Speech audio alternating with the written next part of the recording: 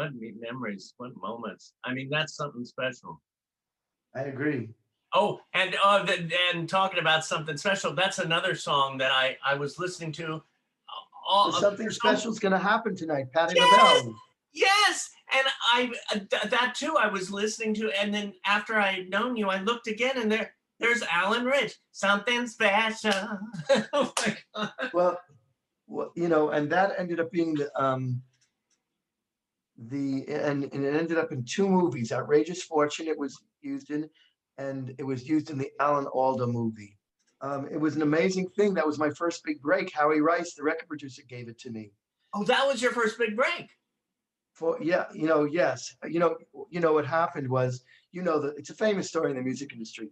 I worked at the Source restaurant during the week, and on the weekends, I had a shoe job selling shoes at Venice Beach. Yeah. And there were beautiful, like Capezio soft Australian leather shoes, but they were all in greens, oranges, reds, blues, browns. So all the rock musicians came to buy them. And Robert and Susan, my friend, who we were friends, and he was a songwriter as well. And he said, you know, we get a lot of music people who buy these shoes, and he could not understand because this was a day when you sold things in Venice Beach for $2 and $3. I could sell 25 to 30 pair of shoes a day at $52 a pair. Because when I love something, I can sell it. Yeah. But they had a rack of junk with holes in it for $2 and $3, and I refused. I said, I will refuse. Not, I will not sell this to people. But I could sell those shoes. Yeah. And he said that this record producer had bought 10 pair of shoes, and if he ever came to buy pair 11, and I was there, he introduced me. And Howie Rice came to buy pair 11, and Robert introduced me to him, and he asked me if I had any. At those days, we used cassettes. I sent him a cassette, or I played him. I gave him a cassette right then and there. And one night at 3 o'clock in the morning, the phone rang, and I'm thinking, "Oh my God, who's calling at 3 o'clock in the morning?" And he said, "Hi." I said, "Who is this?" He said, "This is Howie Rice, and I really like your songs." And of course, my initial reaction, which I did not say, was, "Couldn't you like them at 9 a.m. instead of 3 o'clock in the morning?" But but um, I was so thrilled as a songwriter to get someone to acknowledge your songs, and so because songwriters get so much rejection, I just went to bed so happy that someone acknowledged me and my songs, and he said, we should get together and write something sometime. The only problem is I could never get him on the phone ever again, and I was very devastated. And I thought, well, I could chalk it up to another flaky record producer, or I could somehow turn lemons into lemonade. And so I've done a lot of crazy I Love Lucy things in my life to try to get things happening. And so I got this brainstorm, and I decided that I was going to set my alarm for 3 o'clock in the morning and call him at 3 o'clock in the morning. And I was scared that I was going to wake him up. But I did. I set my alarm for 3 o'clock in the morning, and I called him. And what do you know? I got him on the phone. So I knew that this could be the only time, because he worked in the middle of the night. So I knew that this was the only time, this could be the only time I get him. So I somehow bamboozled my way to get dressed out of my pajamas and go to his house at 3 o'clock in the morning. That's what I did. For like 7 or 8 months, or even longer. 7 months later, I had 3 gold and platinum records. I had two songs on Patty's Platinum Winner and You record. And then he told me he was going to work with Gladys Knight. And he said, "Do you have anything for Gladys?" And I had this song idea. And I wrote it with my friend Jeff Pizzetto, and Howie finished it. And next thing I know, I'm in the recording studio with Gladys Knight and the Pips. And it was a #1 R&B song. And then after that, one of the great moments for me was he said, "I may be producing Barry Manilow. And if I do, you're the perfect collaborator for him." Next thing I know, it was in April. And he says, "Pick me up in 20 minutes. We're going to Barry Manilow's house." I said, "Are you kidding me?" I had a little. And this wasn't in the morning, though, right? No, but I had a little dirty car, and I said, "How can I go to a celebrity's big famous driveway with my stupid little filthy car?" He said, "I don't care if it's filthy. You're picking me up in 20 minutes, and we're going." And we ended up writing 3 songs for his Manilow record, and 2 of them were singles, and and it was, and Barry was so wonderful to me. I still love Barry so much till this day. Um, but you know, Barry didn't care that I didn't have a lot of credentials. He cared that I came recommended, and you know, it was very scary, but I delivered. And Well, I'm listening to all these albums that you're talking about that you wrote for, and I have to say, what those were some of their best albums. I mean, again, I mean, Patti LaBelle. That was the album that I kept. That was the one I loved. no, it's true. Barry's had so many incredible records. I wish I had been on. I wish I had met Barry earlier in my life because he was honestly, when I was a young struggling singer songwriter, he was. I'd listen to his records and just dream. He moved and touched me so much. His songs still do. You know, whenever I would do a show, I put on some Barry Manilow music before I did the show, just to get in touch with my heart. Yeah. Because Barry's songs always did that to me, um, and to have worked with him, you know. And then we wrote a few songs after that together. I've seen him, but we haven't worked in a lot of years together. But he's one of the most important people that I will always be grateful for in my life. Uh, uh, I mean, these stories, I could throw out a name in these stories. What about Tina Turner? That was the easiest cut Jed and I ever got. Most of the cuts have been, you know, sweat producing, holding your breath producing, on again, off again, on again, off again, where you think you're going to have a heart attack. But Danny Goodwin, who worked, I think was at Virgin at the time, was my neighbor in Laurel Canyon. I had a little house in Laurel Canyon. And he called me up. He said, Alan, there's this track from these two guys in Europe that Tina really loves. You want to write a lyric to it? I said, are you kidding? I'll be right over. I got the cassette. I played it for Judd. We wrote the melody. We wrote part of the melody, but we wrote the whole lyric, sent it back. Next thing I know, the song was recorded. And if you go online, the song was called Thief of Hearts. Mhm.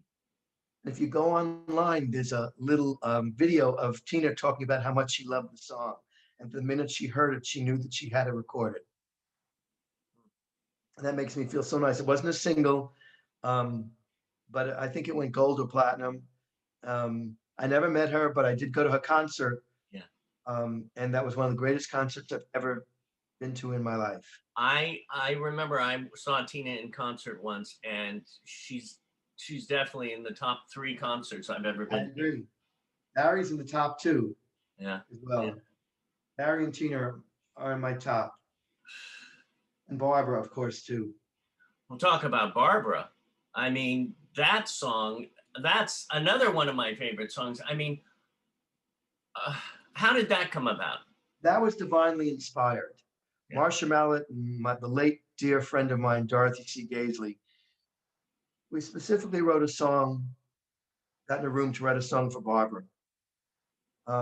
We didn't know it at the time, I don't think, but we just wanted to write an inspirational song. And when we got finished, we looked at each other and said, you know, I don't think we wrote the song.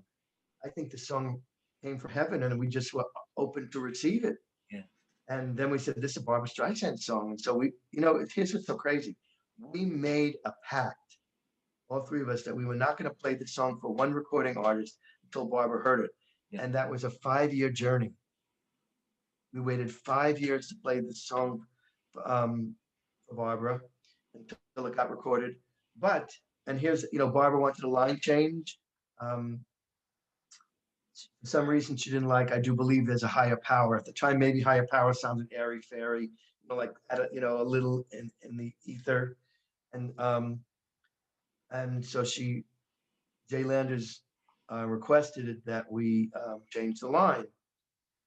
And I had met Barbara at the Academy Awards when I was nominated for Run to You. Linda Thompson introduced me to Barbara, and the great thrill was introducing my Jewish mother to Barbra Streisand. Oh, yeah. It was pretty special. But then I said to Barbara, you know, I understand that you're interested in one of my songs. She said, oh, which song? And I said, Lessons to Be Learned. And she paused and she pointed her finger and she goes, oh, that's a good song. But then she said, but you do know there's a line that needs to be changed in that song. So I knew that she really knew the song. She just wasn't humoring me because I'd already gotten a request to change the line, but she Yeah. ended up keeping it. We threw other lines out, but she ended up keeping it. But here's the real drama.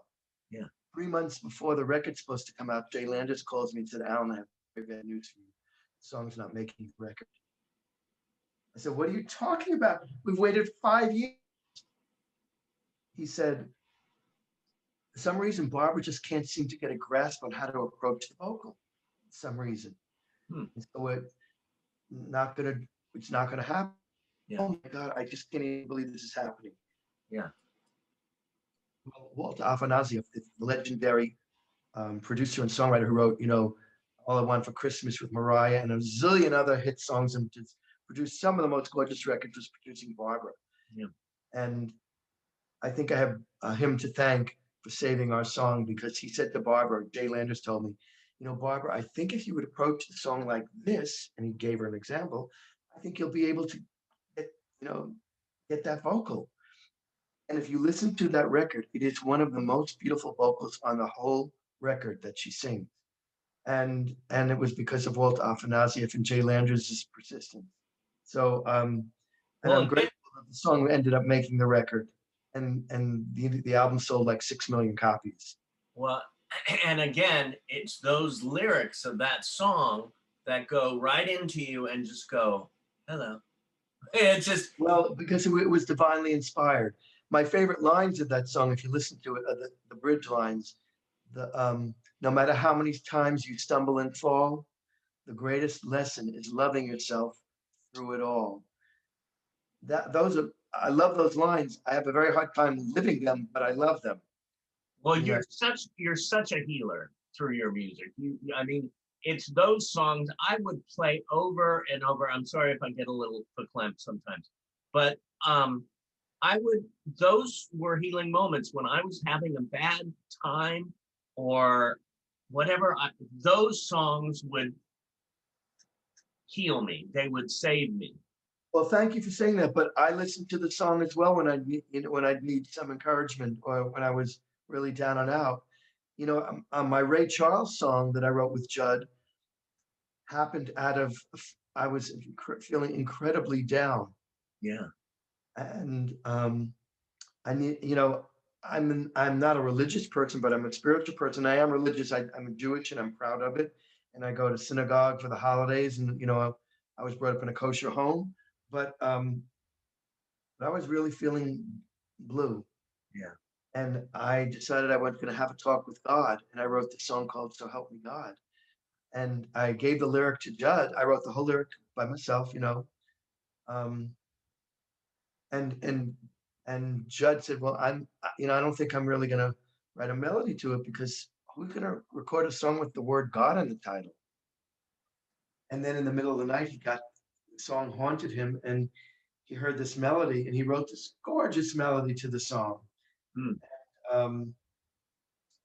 And Aretha wanted to do it, and Ray Charles wanted to do it, but Ray Charles got to it first, and Richard Perry, the legendary producer, produced it, and Judd was involved in the production as well, I think. But that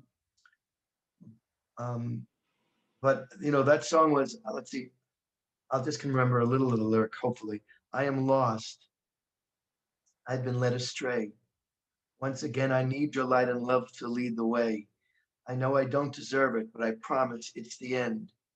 If you rescue me just one more time, you'll never have to do it again. So help me God, so help me God, so help me God. And we use "so help me God" both ways, and it's the truth. I can't tell you a lie. You're the only one who's been there for me each and every time. I wrote that to God. I just was asking for help to help me through this. And I got a hit from A Little Heartache, or I got a special, song from, that's what happens. And Ray Charles did such a beautiful job on it. Oh yeah. I was listening to it this morning, and I was going, it's just. It was supposed to be in the previous two. It was left on the cutting room floor. The what? The song, "So Help Me God," was supposed to be in The Preacher's Wife. And our Christmas song that we wrote for Whitney, "Giving You My Heart for Christmas," was supposed to be on Christmas on Whitney's Christmas record, but unfortunately, it was supposed to be recorded the last day of the recording sessions. And unfortunately, Whitney didn't show up for the session. And that was the end of the recording sessions, and our song didn't happen. And that always hurt me because I love the song for Whitney, and she would have done such a great job. Anyway, I don't know how much time we have. We've talked, an hour has gone by so fast. I know. I don't know if we have, how much more time do we actually have? Whatever you want. If you want, we can play one or two songs and we can end it at that. Okay.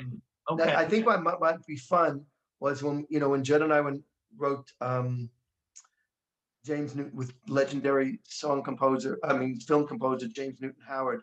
We wrote the song for the first time from the movie One Fine Day with Michelle Pfeiffer and George Clooney. Yes. And we were lucky enough to be nominated for another Oscar, another Grammy, and a Golden Globe. I won't go into the whole story, but I will just tell you that Kenny Loggins recorded it for the movie and could release it as a single. Yeah. But Rod Stewart recorded it for his greatest hits record. He wasn't allowed to release it as a single. It was supposed to be the follow-up single to Have I Told You Lately? And Rod Stewart's manager said, "Boy, would you guys have been multi-millionaires if you would have let us release it." But there was some sort of film commitment for Kenny Loggins. So, but we still won. They both recorded it. So I think we should play a little verse and a chorus of each version. You'll hear how beautiful and how different both versions are. So if you want, I think you have it, Kenny Loggins version. Kenny Loggins, we'll play.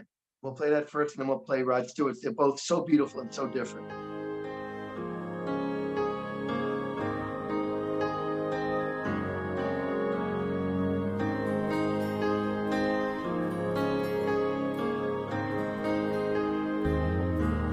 Are those your eyes? Is that your smile? I've been looking at you forever, but I never saw you before. Are these your hands holding mine? Now I wonder how I could have been so blind. And for the first time, I'm looking in your eyes. For the first time, I'm seeing who you are. I can't believe how much I see when you're looking back at me.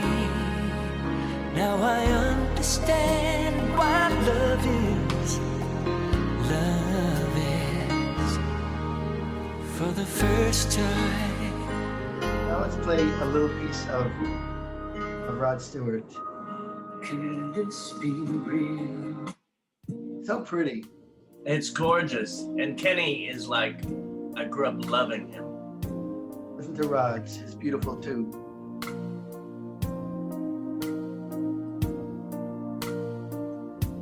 Are those your eyes? Is that your smile? I've been looking at you forever, yet I never saw you before. Are these your hands holding mine? Now I wonder how I could have been so blind. And for the first time, I am looking in your eyes. For the first time, I'm seeing who you are. I can't believe how much I see when you're looking back at me. Now I understand what love is. Love is for the first time. So beautiful, both of them. Oh my God. So romantic. Just, Both of them. just beautiful. So I think we can end it. Let's play the original demo of I Don't Have the Heart and and then the James Ingram #1 version. Okay, And I think you have it. I do. And I'll just tell you that the demo was done by a woman. Okay. The Oh, original demo was. I wanna tell you one thing. I saw the performance the other night. Oh, Ronnie. Going back, yeah, with Ronnie and the song, the Barbara Streisand song that we love so much. Well, you mean for Barbara's birthday for Project Angel Food with Clifford Bell? And I tell you, Ronnie blew that out of the water.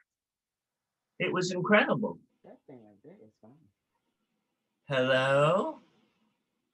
Hey, are you guys still there? We're still here. We're still here. We're a little frozen right now. Oh, well, that's good because I was trying to get away from the video thing.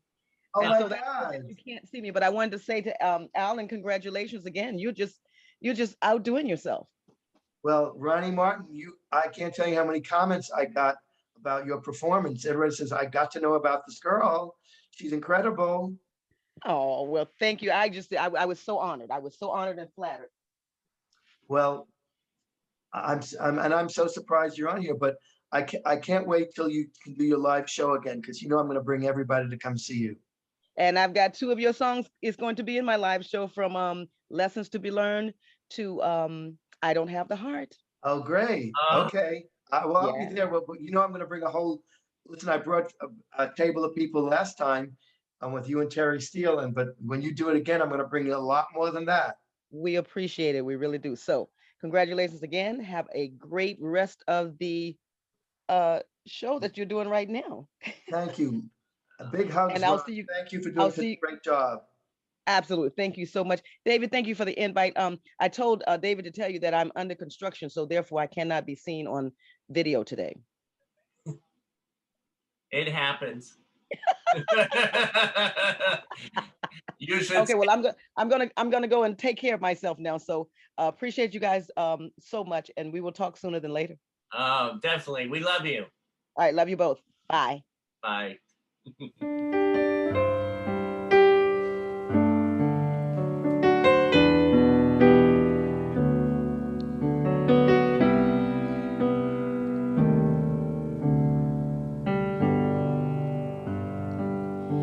They say there's a universal plan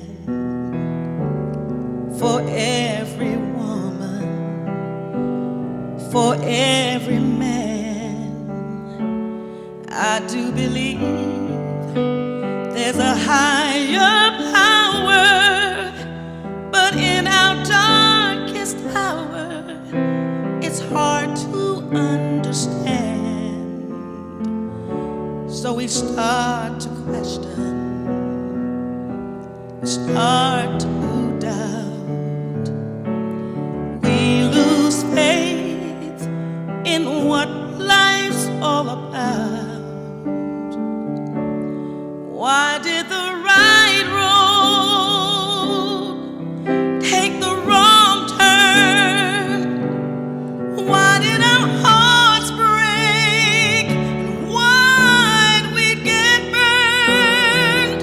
Just like the seasons, there are reasons for the paths we take, but there are no mistakes, just lessons to be learned.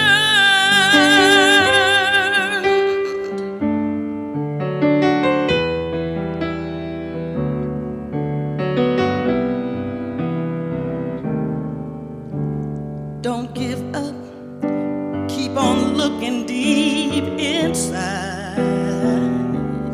Let your heart be your guide. 'Cause there's a gift for those who keep believing. You'll find what you've been needing is right before your eyes. You'll hold the answer in your hands. There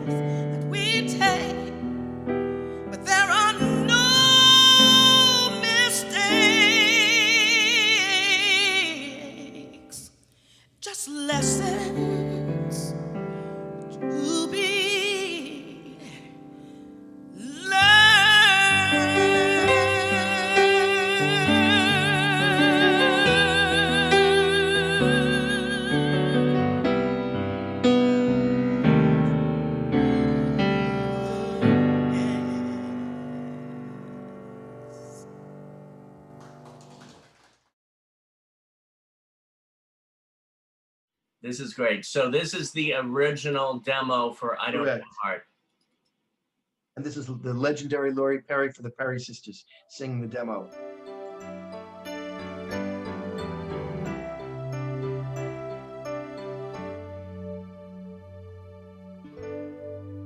Your face is beaming. You say it's 'cause you're dreaming of how good it's going to be. You say you've been around, and now you finally found everything you wanted and needed me. I don't have the heart to hurt you. It's the last thing I'd wanna do, but I don't have the heart to love you. Not the way you want me to.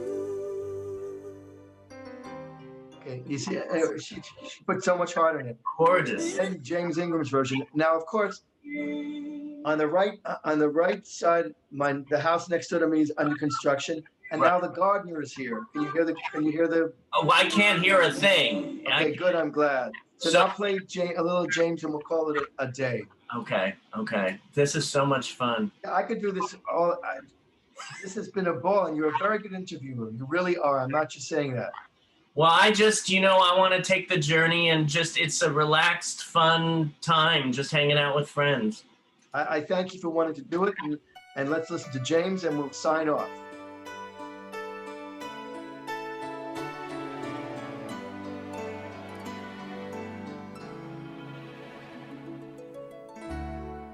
Your face is beaming. You say it's 'cause you're dreaming of how good it's going to be. You say you've been around,